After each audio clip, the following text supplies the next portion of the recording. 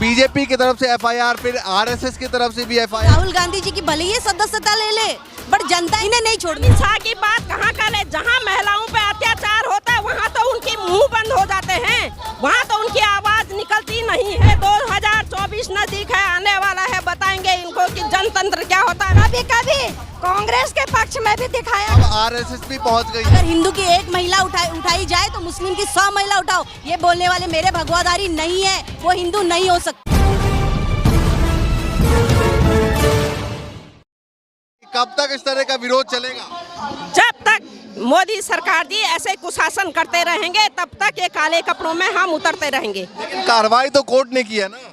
क्यों? सरकार किसकी है? सरकार किस? कोर्ट अपना काम करेगा, लेकिन सरकार किसकी है? वो कह रहा सुप्रीम कोर्ट क्यों नहीं जाते हुए? जाएंगे, समय आएगा, जाएंगे, समय के वक्त आएगा तो जाएंगे, लेकिन हम जनतंत्र की लड़ाई सड़कों पे लड़ेंगे। अगर पक्ष हमारा विपक्ष की आवाज बंद करने का काम करेगा तो इसी तरह महिलाएं काले कपड़ों में सड़कों में उतरती हुई दिखेंगी। लेकिन अमित शाह कह रहे हैं कि हमारे टाइम में भी हम पे कार्रवाई हुआ था, लेकिन काले कपड़े पहन के हम सड़क पे नहीं उतरे। अरे भाई, अमित शाह की बात कहाँ करे? जहाँ महिलाओं पे अत्याचार होता है वहाँ तो उनकी मुंह बंद हो जाते हैं, वहाँ तो उनकी आवाज निकलती नहीं है। और जब विपक्ष पे ये कार्रवाई होती तो उनकी आवाजें बड़ी ऊंची ऊंची हो जाती हैं। अमित शाह जी देख लीजिए, तुम्हारे सारे विधायक सांसद तो करतूत महिलाओं से करते हैं, बलात्कारी हैं, लेकिन तुमको तब तो एक शब्द मुंह से नहीं निकलता है। और राहुल गांधी जी ने विपक्ष की आवाज उठाई तो तुम उनकी आवाज बंद करने के लिए उन पे ऐसे केस चलाएंगे देशद्रोह का, तो ये कहीं मान्य नहीं होगा। हम महिलाएं ऐसे ही काले कपड़ों में सड़क में उतर के घर घर तक निकलेंगी। पहले मोदी समाज ने किया था, उन पर कार्रवाई, कोर्ट पहुंचे थे, अब आरएसएस भी पहुंच गई है। कह रहे आरएसएस पे जो बयान दिया था राहुल गांधी ने, वो भी हरिद्वार में पहुंच गए हैं। क्या कहना चाहेंगे? अब बोलने का अधिकार अगर ये छीन लेंगे, क्या हमारे बोलने का अधिकार ये लोग छीन लेंगे? अगर अधिकार ही छीन लेंगे तो बोलने का जनतंत्र कहाँ से होगा? जनता की आवाज कौन उठाएगा? तो कब तक ऐसे सड़कों पर उतरेंगे? उतरते रहेंगे। 2024 नजदीक है, आने वाला है, बताएंगे इनको कि जनतंत्र क्या होता है। महिलाएं, बेरोजगारी, महिला सुरक्षा, किसान, ये सब जो भी है सब दिखाएंगे इनको। 24 में क्या होने हो?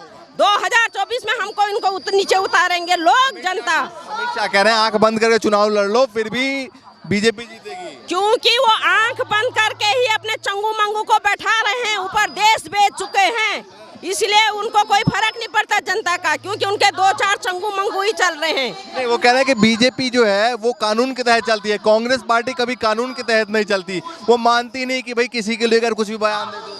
देखिएगा, कांग्रेस ने कब कानून नहीं माना? कांग्रेस तो कानून पे अमल करती है, लेकिन ये तानाशाही नहीं सहेंगे और नहीं ऐसे काला कानून हम सहेंगे। चलिए, महिलाएं कब तक ऐसे सड़कें? जब तक महिलाओं को अपना अधिकार नहीं मिलेगा तब तक महिलाएं सड़कों पर, जब तक बेरोजगारी कम नहीं होगी, हमारे बच्चों को जॉब नहीं मिलेगी, जब तक महंगाई कम नहीं होगी। महिलाएं आज सबसे ज्यादा महंगाई की मार झेले। आज सिलेंडर 1125 रुपए का हो गया और वही स्थिति शहर की है। अगर वही सिलेंडर पहाड़ में जाता है तो 1500 का सिलेंडर होता है, तो महिला अपना घर किस प्रकार से चलाए? उत्तराखंड से या उत्तराखंड की महिलाएं हैं हमने उत्तराखंड महिलाओं की बदौलत से बना है, तो क्या हम अपनी मांगों को राहुल गांधी को लेकर सड़कों? राहुल गांधी के लिए सड़कों पे उतरे। महिलाओं में जन आक्रोश है, महिलाओं के लिए राहुल गांधी ने सदन में क्वेश्चन किए हैं, जनता के हित के क्वेश्चन किए हैं, तो राहुल गांधी जी के लिए नहीं उतरेंगे हम सड़कों पे। वो कहते हैं कि आप कह रहे हैं लोकतंत्र बचाओ, जनतंत्र बचाओ, वो कहते हैं लोकतंत्र तो अच्छा है देश में। लोकतंत्र तो अच्छा है देश में। आज देश की स्थिति पत्रकार बंधु जी आप भली भांति जानते हैं, कभी कभी कांग्रेस के पक्ष में भी दिखाया करो कि लोकतंत्र। वही तो दिखा रहे हैं आप, पोस्टर लेकर। आज लोकतंत्र खतरे में है। अगर कोई सिंपल आदमी अपनी आवाज सरकार के प्रति उठाता है, उसे देशद्रोही करार दिया जाता है। और सदन में राहुल गांधी जी बेरोजगारी पे बात उठाते हैं, महिलाओं पे बात उठाते हैं, महंगाई पे बात उठाते हैं, अडानी मामले पे बात उठाते हैं, तो उन्हें बोलने नहीं दिया जाता है। राहुल गांधी के समर्थन में हम राहुल गांधी जी के समर्थन में उतरे हैं। हम उत्तराखंड की नारी हैं, फूल नहीं चिंगारी हैं, हम उत्तराखंड की नारी हैं और अपना अधिकार लेके रहेंगे। घर घर जा करके जमीन से जुड़ करके हर कार्यकर्ता राहुल गांधी जी के साथ है। राहुल गांधी जी के साथ हर कार्यकर्ता, हर महिला राहुल गांधी जी के साथ। जो सत्ताधारी हैं, ये जो संवैधानिक अधिकार है उसको मिटाने की कोशिश कर रहे हैं। हमारे राहुल गांधी जी ने क्या कहा था? सिर्फ यही सवाल पूछा था ना कि अडानी के कंपनी में 20,000 करोड़ कहाँ से आए। इसका बस एक जवाब था कि भाई जो भी उसका प्रोसीजर था आप वो बता देते। आपने क्या किया? बस 1-2 साल पहले का मुद्दा जो दबा हुआ था, आपने वो भारत जोड़ो होने दिया। जब आपको पता लगा कि अब राहुल जी की इमेज डेवलप हो चुकी है, लोगों को पता लग चुका है कि सारे जुमले बीजेपी के खत्म हो चुके हैं। ना बीजेपी के पास महंगाई के बारे में बोलने के लिए कुछ बचा, ना रोजगार के बारे में बोलने के लिए कुछ बचा, ना महिलाओं के लिए कुछ करने के लिए बचा। सिलेंडर के भाव तो आज सर आसमान छू। लेकिन सवाल ये उठता है, एक के बाद एक कार्रवाई, इसके बाद जो है बिहार में दोबारा से केस को खोला गया जो ललित मोदी ने किया था, ऊपर से आरएसएस ने किया है, इसके बाद जो है वो हरिद्वार में केस किया है। तो क्या कहना चाहिए, हर तरफ से अब केस किया जाएगा? सर वो तो डर चुके हैं। अब उनको पता लग चुका है कि राहुल गांधी जी की भले ही सदस्यता ले ले, बट जनता इन्हें नहीं छोड़ने वाली। तो अब ये क्या कर रहे हैं, ये दबाव और बढ़ा रहे हैं। इनको लग रहा है अगर ये हम इस तरह से केसेस बढ़ाएंगे तो कांग्रेस ही डर जाएंगे, जनता बाहर नहीं आएगी, तो डेमोक्रेसी तो वैसे ही खत्म हो जाएगी। तो ये दबाव बना रहे हैं, लेकिन ये गलत है सर। तो बीजेपी की तरफ से एफआईआर, फिर आरएसएस की तरफ से भी एफआईआर। हम नहीं डरते सर। आरएसएस और बीजेपी अलग कहाँ है सर? अलग कहाँ है आप मुझे बताइए ना। बीजेपी के जितने भी आप रूल्स देखेंगे सारे आरएसएस से मिलते हैं। ये बात करते हैं सर भगवे के बारे में। मुझे बताइए, मेरे राम जी ने जब भगवा धारण किया था तब उन्हें 14 साल का वनवास हुआ था सर। भगवे का अर्थ है समर्पण। भगवा पहन के ये नहीं कहता कि अगर हिंदू की एक महिला उठाई जाए तो मुस्लिम की 100 महिला उठाओ। ये बोलने वाले मेरे भगवाधारी नहीं है, वो हिंदू नहीं हो सकते। क्योंकि मेरे राम जी जब उनकी पत्नी सीता माता को जब रावण जी उठाकर ले गए थे तो भी रावण जी की पत्नी की परछाई देखकर राम जी उठ गए थे। तो वो जो मेरे राम हैं जो भगवा पहनते थे, अगर वो हिंदू धर्म को अपनाकर जो लोग आज बीजेपी में मिले हुए हैं ना, वो जो फैला रहे हैं। अमित शाह कह रहे हैं कि वो अपने बयानों से राहुल गांधी खुद कांग्रेस को मुसीबत में डाल देते हैं, क्योंकि वो सच कहते हैं। सच कहते हैं। राहुल गांधी जी सर घुमा फिरा के बात करने वाले इंसान नहीं है, वो कहते हैं सच्ची बात।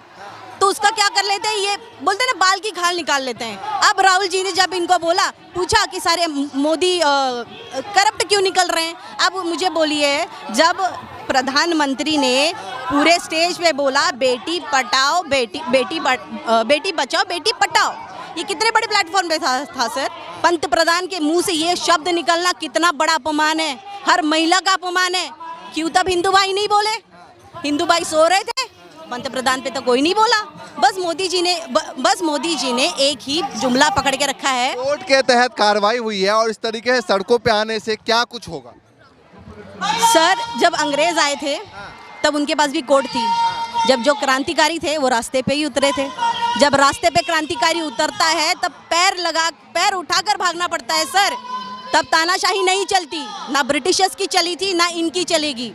हम भले ही आज रास्ते पे इनको मुट्ठी भर दिख रहे हैं, बट मुट्ठी जब सबकी मिल जाएगी ना सर, तब इनको पता लगेगा कि लोकतंत्र क्या होता है, डेमोक्रेसी क्या होती है। कब तक ऐसे प्रदर्शन करेंगे?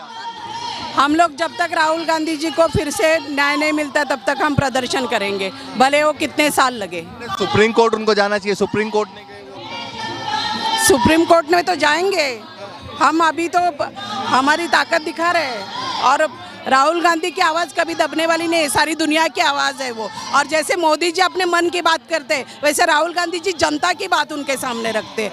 मोदी जी को पसंद नहीं, जो मोदी जी को पसंद नहीं। मोदी जी सिर्फ मन की बात कह सकते हैं, मन की बात सुन नहीं सकते। तो मुझे लगता है सर मोदी जी को ये बड़े बड़े जुमलों से हटकर कुछ लोग ये भी कहते हैं के बारे में सोच, लोग ये भी कहते हैं कि इन तमाम मुद्दों के सहारे जो है वो विपक्षी एकता की जो बात है वो कहीं ना कहीं सहानुभूति कांग्रेस के साथ जो हुआ है, राहुल गांधी के साथ हुआ है, वो सहानुभूति देश का मिल सकता है। सर सहानुभूति तो कमजोरों को लगती है। राहुल गांधी जी कब से कमजोर होने लग गए? जो कमजोर हो गया है वही तो इतना सब अपना मतलब अपनी हार देखते हुए किसी के ऊपर अपना हिटलर शाही दिखा रहा है। जो कमजोर होता है सर वो दुपक कर बैठता है, शेर दुपकने वालों में से नहीं है। ये चाहे कितने भी केस लगाएं, राहुल जी जमीन पर रास्ते पर खड़े रहेंगे। अमित शाह जी कहते हैं हमारे जमाने में हम पे भी खूब केस लगाया गया था, लेकिन हमने कभी हाय तौबा नहीं मचाई, हमने कभी काले कपड़े पहन के सड़क पे नहीं उतरे। सर उनके ऊपर जो केसेस हुए तो वो तो आपको पता ही है। अब ये तो मैं सोशल मीडिया पे तो नहीं बोलना चाहती, क्योंकि मुझे अब डर लगने लगा है, क्योंकि डेमोक्रेसी तो खतरे में आ गई। अब अगर मैं खुलकर बोलूँगी तो पता नहीं कल मुझ पे कितने केसेस लग जाएंगे। तो मैं तो किसी नेता के बारे में बोलने के लिए तो मुझे डर लगा। वही तो कह रहे हैं, हम हमारे ऊपर कार्रवाई हुई, लेकिन हमने कभी इस तरीके से प्रदर्शन नहीं किया। सर अब मुझे ये बताइए, बिल्किस बानो जी पे जो रेप केस हुआ उसके जितने भी आरोपी हैं, क्या हुआ सर उनका? वो बैठे थे बीजेपी के स्टेज पे, तब कहाँ गया था इनका लॉ, तब कहाँ गया था इनका रूल? ये सब विपक्षियों के ऊपर यूज कर सकते हैं। ये कहते हैं हम हमारे इनके ऊपर रूल रेगुलेशन लग ही नहीं सकता ना। कब तक प्रदर्शन करेंगे इस तरीके से? तब तक जब तक राहुल जी को उनका अधिकार नहीं मिलता। जो ये तानाशाही इन्होंने करी हुई है, जब तक ये उसको रिटर्न बैक नहीं लेते, हमारे राहुल जी से माफी नहीं मांगते, तब तक हम रास्ते पे संघर्ष करेंगे। तो राहुल गांधी को लेकर कह रहे थे कि राहुल गांधी माफी मांग लेते सारे काम खत्म हो जाता, कोई कार्रवाई नहीं होती। सर सच बोलने के लिए कोई माफी नहीं मांगता, और गांधी तो कभी माफी नहीं मांगेगा। धन्यवाद। देखिए जिस तरीके से जो है वो लगातार कांग्रेस पर कार्रवाई एक के बाद एक हो रही है। पहले हमने देखा कि उनके ऊपर कार्रवाई हुई, बीजेपी के नेता ने मोदी के बयान को लेकर किया, इसके बाद आरएसएस ने हरिद्वार से कार्रवाई किया, मुकदमा करवाई। अब जो है ये तमाम कांग्रेस कार्यकर्ता सड़कों पर उतरे हैं और लगातार उनका प्रदर्शन चल रहा है। जो भी अपडेट होगा तमाम मामलों में आप तक पहुंचाते रहेंगे, आपको दिखाते रहेंगे। फिलहाल के लिए नमस्कार।